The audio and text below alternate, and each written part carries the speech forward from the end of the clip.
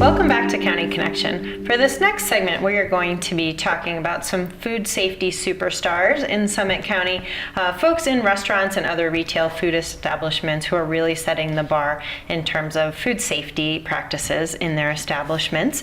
And here to tell us all about it is Dan Hendershott, our Environmental Health Manager at Summit County Public Health. Welcome, Dan. Thank you, Julie.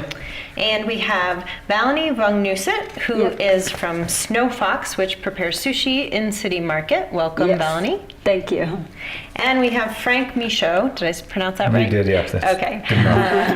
From Chimayo. Yes. Welcome, Frank. Thank you. Hi. Summit County Public Health recently recognized several local food establishments for excellence in food safety. Dan, tell us about this program that your team runs at Environmental Health. Yeah, so this is the most exciting day of the year for us. Maybe not this day, but last week when we were meeting to deliver these awards to these recipients, you know, we're used to walking in the door and, oh man, the health inspector's here. What's he gonna ding me on today, you know? Unfortunately, our jobs are to point out the bad actions of people while we try to point out the good.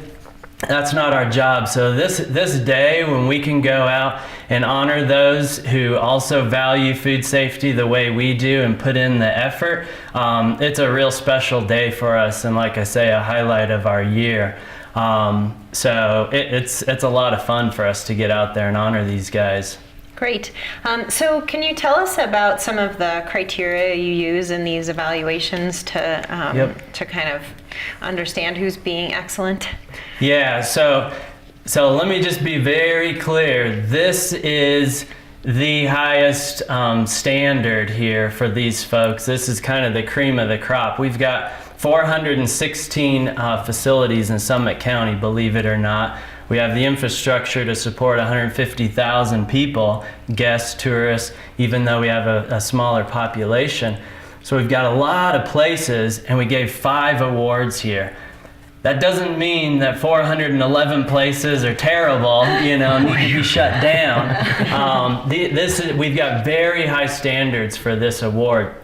First of all, only restaurants, grocery stores, and school kitchens are eligible for this award. So you have to be doing food preparation in order to get a food safety award, essentially. So the next thing we do is we look at their inspection history. We look at their last 2 inspections, and during their last 2 inspections, they couldn't have had any of the critical violations. We call them food safety risk factor violations. These are the 15 items that concern us the most for causing foodborne illness. Things like improper hand washing or not wearing gloves while handling foods that are ready to be eaten, or temperature abuse, those kind of things. So that's 15 items, and these guys couldn't have any of those 15 items on 2 unannounced inspections. So that's what I'm talking about when I'm saying that the group that made that filter level are doing excellent work, and that was about 45 places. So then from there, we sent out a mailing to all of those 45 folks and took it to the next level and said, okay, demonstrate to us that you have certified food safety management staff in the facility, so we know that you've got trained food safety folks on staff. And that's where we got to the 5 people who received the award. There's one criteria I failed to mention. If you've had a suspect foodborne illness outbreak in the last year, you're not eligible for obvious reasons. Doesn't mean you can't come back next year, but you're not eligible this year. Okay. So it's very strict criteria. In addition to the 5 people who received the award, we honor those the 45 who made that first threshold. All right, fantastic. And let's see. So, can you give us the list of the 5 cream of the crop who received the award this year? Yep. We've got 2 of them right here. We invited a few more, but they're busy people working on food safety, and these 2 are as busy as they come. But we've got Frank with Chimayo and VALINEE with the sushi place in City Market known as Snow Fox. And we also had Taco Bell in Frisco, Wendy's in Frisco, and Nick and Willie's Pizza in Dillon. All right. So let's take a deep dive into some of these practices. Frank, can you tell us a little bit about all the work that goes into meeting these strict requirements and just performing on them day in and day out? Sure, yeah.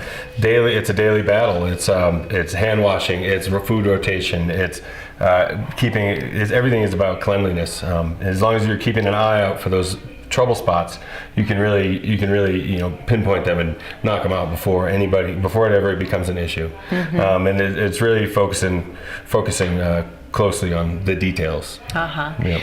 And so what measures or practices have you instituted at Chimayo so that your whole staff is on board with the process? Well, what we do is we actually incentivized it so that our staff, if anybody chooses to get the Serve Safe Food Handler certificate, we will incentivize them with a pay raise on the spot. Show me that you've done it and we'll just pay you more. And it really keeps people focused. It gives them a little pride, gives them something to really shoot for.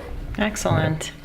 All right, VALINEE, how about over at City Market where you're working on preparing all that sushi? What are some of the things that, the measures that you have in place to meet this high bar all the time? Well, I carrying the 3 employee, and normally we do with the raw fish, mm-hmm. and then I training about temperature lock, hand wash, and then to make sure when they prepare food have to be below 41 because it's the sushi have to be cold enough. Sure. And then like employee, even though I have another 3, but I have to be there to make sure we gonna make a safety food for our customer, to make sure nobody gets sick, because some of the customer is a small customer too, so I just want to make sure that we have loyal customer already, so we have to be loyal to them too. So exactly. Yeah. Excellent. You mentioned Serve Safe training, so training is obviously really important for our employees to be able to kind of understand all the principles and then implement the practices. So how long of a training, what's involved in the That's training? for them to get theirs. I think it's like a 2-hour course. It's pretty relatively short, and if they know a lot of it already, because a lot of our guys, a lot of the industry, they just they go from kitchen to kitchen. A lot of them have a lot of experience, so it's a refresher for some, and others it's actually a nice lesson they get to learn. And and it focuses on sanitizing, on hand washing, on rotation. It's a good course. It's really good for the staff. All right, excellent. Well, Dan, is there anything else that you would like to add about this Food Safety Excellence Award program, or this year's winners in particular?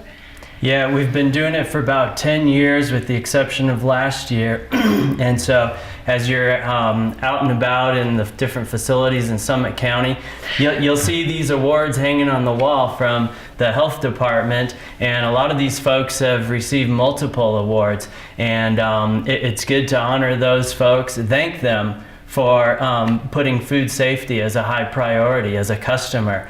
We always talk as health inspectors and industry folks about the consumer. We're all consumers. We're all eating 3 times a day out there. Sure. And I like to say eating is hazardous to your health, or can be hazardous to your health, but it beats the alternative of not eating. So if you can beat those odds by going to places that really value food safety, let them know and thank them for doing that. All right, great. And Dan, if there are folks who are interested in learning more about your inspection program and potentially viewing some reports and things like that, how can they go about doing that? Yeah, all of our inspection reports are viewable on our website. So you just go to SummitCountyCO.GOV, go to the environmental health page, and you'll see a link for restaurant inspections there. And you can enter the name of your favorite restaurant and a date range, and you can see their inspection results. we're not at the point where we grade them. A lot of times people say, well, did I pass? Did I fail? We don't pass or fail. Did I get an A, B, C, or D? We don't do that either. We're hoping to get to that point next year with some recently passed criteria. But right now you'll just see, oh, they missed this item and this item. They passed on this item and this item. And so feel free to call us and ask us any questions that you might have, because we all know this stuff, but we know consumers don't know it all. So Sure. feel free to call us. I'm sure these guys would welcome phone calls as well, because we want the world to know about food safety for sure. It's passionate for us, a passion for us, yeah. Excellent. All right. Well, thanks to all three of you for coming in today, and congratulations to VALINEE and Frank for all the great work that you're doing to Thanks. keep the public safe. Thank you. Thank you. All right, we're going to take a quick break, and when we come back, we're going to talk about cybersecurity.